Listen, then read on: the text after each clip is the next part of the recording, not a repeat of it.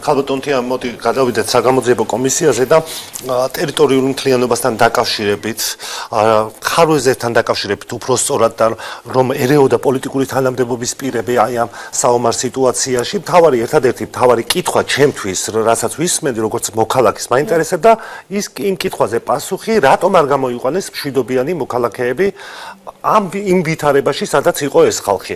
თქვენთვის აი ამ სიტუაციაში უკვე მიუხედავად იმისა, რომ თქვენ კარგად იცნობთ ამ საქმეს, სტრასბურგის და სხვადასხვა საერთაშორისო სასამართლოებში პირადად იღებდით მონაწილეობას, ყველა კითხვაზე უკვე პასუხი გაცემულია თქვენთვის? ყველა კითხვაზე ჯერ პასუხი გაცემული არ არის, ჩვენი კომისიის მუშაობა გრძელდება, მაგრამ პირველი პასუხები ან პასუხების ელემენტები, როგორც ამას სამართალში ვეძახით, გამოკვეთილი უნდა ჩანდეს. მაგალითისთვის ის თუ რატომ ჩარჩა იქ მშვიდობიანი მოსახლეობა და ძალიან ბევრი დაიღუპა ან დახვრიტეს, როდესაც ოკუპანტი ძალა შემოვიდა, ან სეპარატისტმა გააკეთა ეს ან ოკუპანტმა ძალამ. პასუხი ან უნდა იყოს, რომ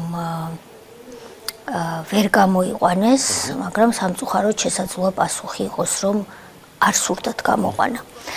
ჩვენ პასუხი იმის შესახებ, რომ ობიექტურად ვერ მოახერხეს გამოყვანა, მე ამ პასუხს გამოვრიცხავ. იმ ინფორმაციიდან გამომდინარე, რაც ომის საქმეში მრავალი წელი ადევს და ამ კომისიის ფარგლებშიც საქმის მასალებს ემატება. ანუ სამი ვარიანტია. ერთი, რომ ობიექტურად ვერ გამოიყვანეს, მაგრამ მე ამ პასუხს გამოვრიცხავ. ორი რჩება შესაძლო პასუხი. ერთი, რომ არ გამოიყვანეს, ან მეორე, რომ არ აწყობდათ, რომ გამოიყვანათ. სწორედ აი ამ ორი კითხვიდან ერთ-ერთი ალბათ დარჩება დასკვნაში პასუხიდან კითხვაზე თუ რატომ მიატოვეს და ჩარჩა იქ მშვიდობიანი მოსახლეობა. ასევე სხვა კითხვებიც არის არანაკლებ ტრაგიკული, მაგალითად რატომ არ დაუჯერეს პოლიტიკურმა პირებმა სამხედროებს საომარი მოქმედებების წარმოებისას. რატომ ჰქონდა პრიმატი, ანუ მთავარი მნიშვნელობა და წამყვანი მნიშვნელობა მინიჭებული სწორედ პოლიტიკოსების გადაწყვეტილებებს, რომლებსაც პრაქტიკულად არანაირი გამოცდილება სამხედრო საქმეში არ ჰქონდათ. რატომ იყო გაერთიანებული შტაბების ხელმძღვანელი პრაქტიკულად არასამხედრო პირი, გულისხმობს ზაზაგოგავას, რომელსაც მნიშვნელოვანი გამოცდილება არ ჰქონდა საომარი მოქმედებების დარგში და სამხედრო საქმის გნებავთ განათლებით, გნებავთ გამოცდილებით, პრაქტიკული გამოცდილებით. რატომ დასჭირდა ჩვენს სამხედრო შეიარაღებულ ძალებს და შინაგან ჯარს გაუმართლებელი მსხვერპლის გაღება.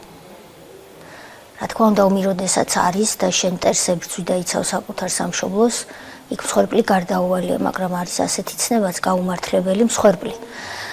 პოლიტიკოსებმა ხომ არ აქციეს ჯარი, ჯარისკაცი,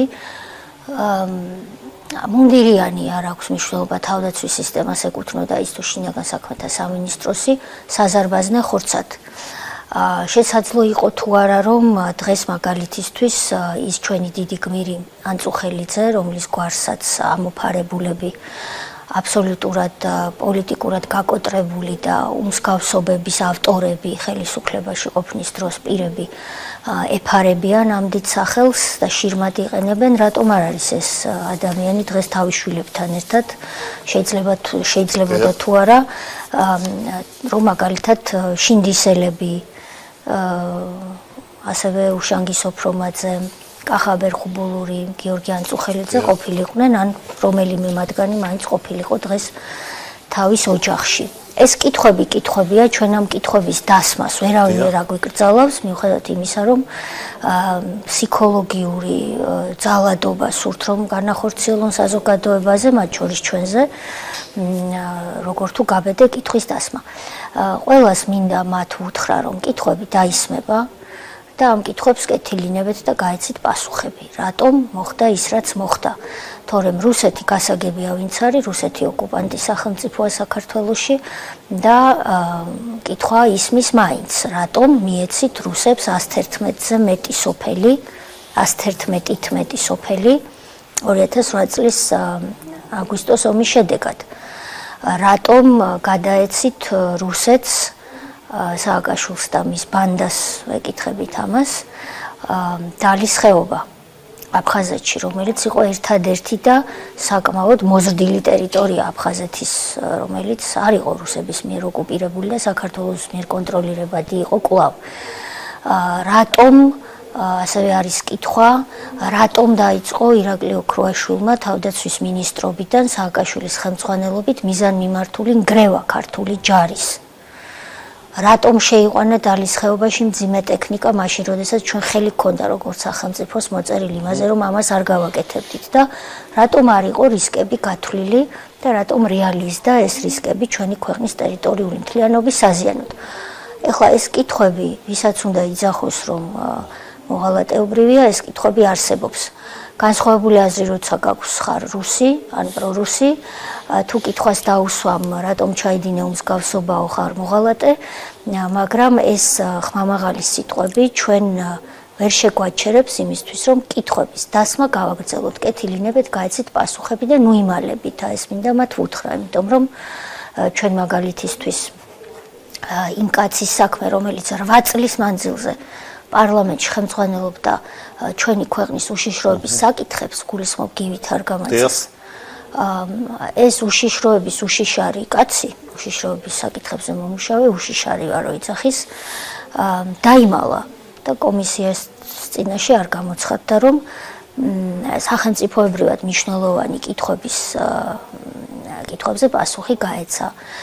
ასევე დაიმალა, მისგან ბატონი გივისგან განსხვავებით, მეორისგან არ მიკვირს ნიკა გვარამიას გულისხმობ, რომელიც ასევე დაიმალა.